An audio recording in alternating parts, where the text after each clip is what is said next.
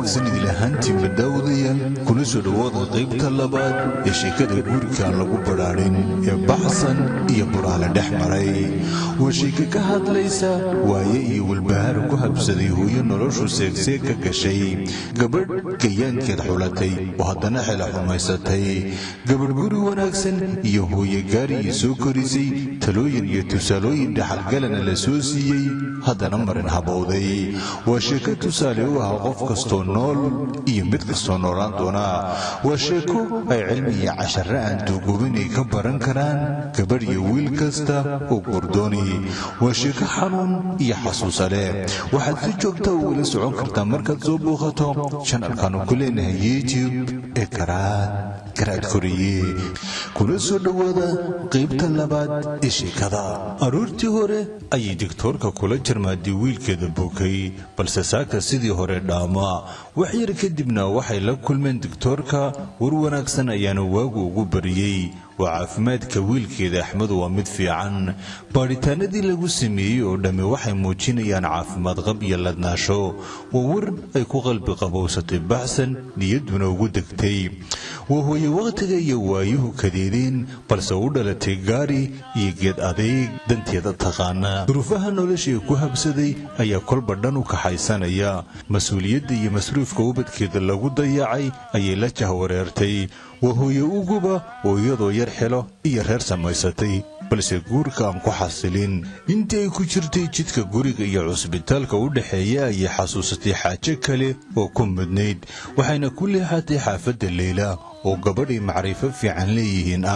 balse ujeedka ay ugu leexatay weynay Leila iyo macalinka carruurta wax u dhiga ay qaraabo yihiin dhowr bilood ayaysan si joogta qarashka carruurta wax loogu dhigo si kale uma bixin waayeen iyo waxba waanay haynin waxay ka xishootay in bilo kale oo lacag la'aan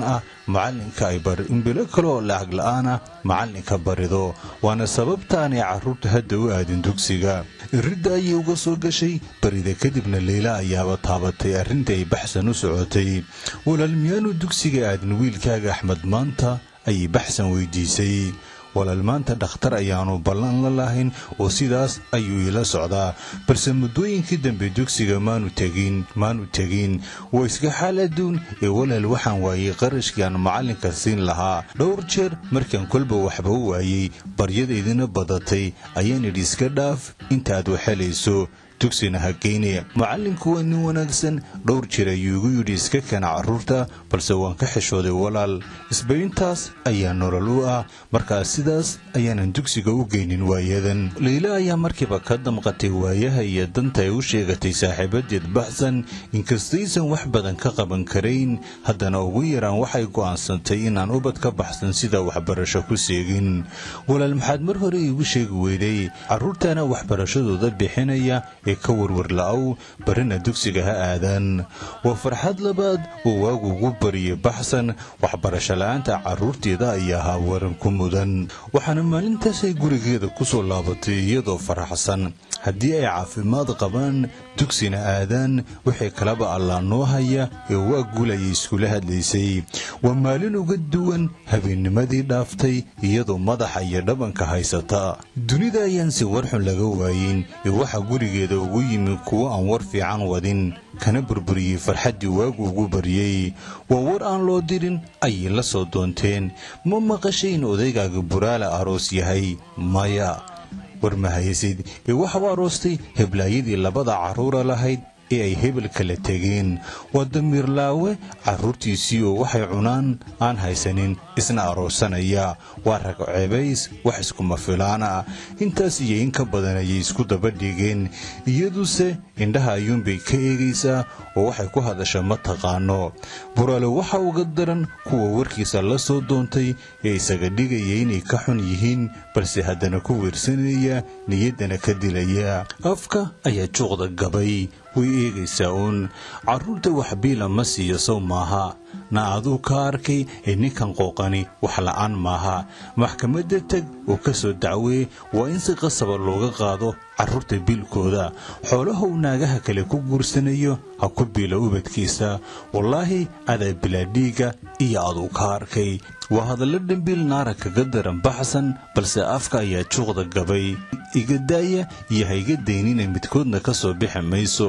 isha ayuunbay libiq ka siinaysaa duruufaha midiba midka culistahee ku habsaday ayaa duleeyey masruufka ubadka lagu daayacay iyo maalintooda ayay niyadda ku haysaa waxay kaloo dhan iyada hadda culays weyn kuma sii hayaan balse dad ujeedooyin leh ayaa la soo doonanaya buraale waa aroos waa hadal iyada gubaya balse wuxuu yahayba waxa uga sii daran kuwa warka noocaasa u keenay iyagoo ogsoon inaanu baxsan waxyeelamo iyo waxtaru lahayn soomaalidu ma daneeyaan dareenka qofka dhibanaha ah waana sababtay waxyeelada baxsan waxtarka ugu haystaan uguna diganayaan iyagoo ogsoon ama aan ogsoonayn hoos ayay iskula hadashay oo ay tidhi muxuu yahay dembigaan alle ka galay ee layga jarayaa maxaa mustaqbalka noocana cagta ii saaray haddana way isqabatay oo waxay tidhi alxamdulilaah waxa ilaahay qadaray ayaa qadaran waa qoraal iyo qadar eebbe waase duruuf laga bixi doono oo dadkuba waa ila qabaan waxaana niyaddeeda ku soo dhacay heesay mar hore raadioga ka maqashay wakhtigu keli kuma deldelin duruuftuna kulama dhalan wayaha dunida iyo dhurkooda dadkuba waa kula qabaaye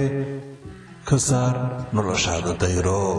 sidaas ayay maalintii fiicnayd ee baxsanna ku burburtay barri waxse waagu ugu bariyo aynu eegno maantana intaa haynoo joogto taxanaha sheekada guurkii aan lagu badhaadhin ee baxsan iyo buraale dhex maray